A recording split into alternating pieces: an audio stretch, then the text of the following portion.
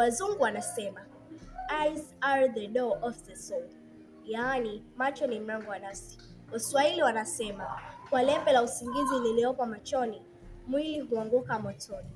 Na Nabii Eliya alimwambia Elisha, ukiniona, roho iliyopo juu yangu itakuja juu yako maradufu. Uhari gani rafiki yangu kipenzi? Karibu katika darasa la leo. Karibu katika sehemu ya 3 ya somo hili. Siri za ajabu zinazohusu nguvu iliyopo ndani ya macho. Na leo nakufunulia siri ya 3 ambayo ndio hii. Macho ni lango la kiroho linalopitisha nguvu za kiroho kutoka kwa Mungu au roho za nguvu za giza. Kitabu cha Wafalme wa Pili sura ya 2 mstari wa 9 hadi wa 10, neno la Mungu linathibitisha kuwa Elisha alipomwomba Eliya, roho wa Mungu aliyopo ndani yake aje kwake mara 2.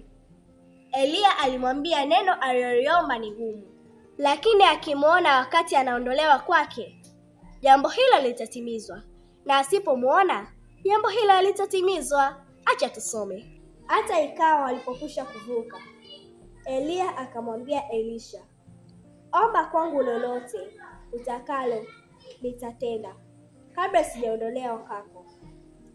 Elisha akasema, naomba sehemu maradufu ya roho yako na iwe juu yangu.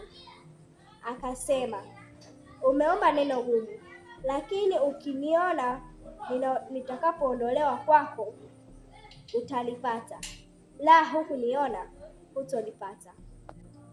Eliya aligundua wazi kuwa macho ni lango linalopitisha roho wa Mungu. Ndiyo maana alimwambia Elisha atakapomwona akiondolewa kwake, roho wa Mungu aliyokuwepo ndani yake Eliya atahamia kwa Elisha. Kwenye kitabu cha Matendo ya Mitume sura ya 3 mstari wa 3 hadi wa 8, pia tunaona jambo la kufanana na hilo. Hapa Biblia inamzungumzia mtu mmoja ambaye alikuwa kiwete, ambaye alikutana na Petro pamoja na Yohana. Wakati Petro alikuwa anataka kumwachilia roho ya uponyaji kwa yule kiwete, alimwambia, tuangalie sisi. Ni wazi Petro aligundua siri hii, kwamba macho ni lango la kiroho linaweza kupitisha roho wa uponyaji kutoka kwake kwenda kwa kiwete yule. Ngoja tusome. Mtu huyo akiwaona Petro na Yohana wakiingia hekaluni, aliwaomba apewe sadaka, na Petro akimkazia macho pamoja na Yohana akasema, tutazame sisi. Akawaangalia akitarajia kupata kitu kwao, lakini Petro akasema, mimi sina fedha wala dhahabu, lakini nilicho nacho ndicho nikupacho. Kwa jina la Yesu Kristo wa Nazareti, simama uende. Akamshika mkono wa kuume akamwinua.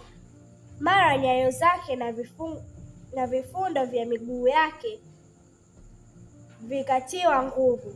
Akaondoka upesi akasimama. Akaanza kwenda, akaingia ndani ya hekalu pamoja nao. Akaenda akirukaruka na kumsifu Mungu. Naamini sasa unaanza kupata picha kamili ya ulimwengu wa kiroho unavyotenda kazi katika jambo hili. Acha nikupe mfano wa mwisho. Huu unapatikana katika kitabu cha Hesabu 21 mstari wa 8 hadi wa 9. Acha tusome.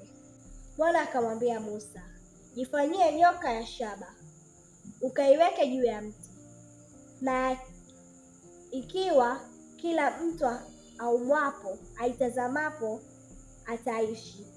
Musa akafanya nyoka ya shaba, akaiweka juu ya mti, hata ikiwa nyoka amemuuma mtu, alipoitazama ile nyoka ya shaba akaishi. Mungu alimwambia Musa atengeneze nyoka wa shaba, ili mtu akigongwa na nyoka aende kumtazama yule nyoka wa shaba, naye ataishi. Hii inamaanisha kuwa macho ni lango la kiroho ambalo linapitisha roho ya uponyaji kutoka kwa yule nyoka wa shaba hadi kwenda kwa yule mtu aliyegongwa na nyoka halisi. Rafiki, tukizoea kuangalia vitu vya kiovu, macho yetu yatachukua roho ya uovu kutoka kwenye vile vitu na kwenda kwenye roho yetu, na tutasukumwa kufanya vitu visivyompendeza Mungu. Hivyo tujifunze kuangalia vitu vya kimungu ili tujaze roho wa Mungu ndani yetu na kufanya vitu vinavyompendeza Mungu. Naweka nukta kwenye somo letu la leo. Usisahau kusubscribe channel yangu ya Jovana TV, kulike na kucomment kuniambia nini ulichojifunza. Ni mimi rafiki yako Jovana Joven. Bye bye.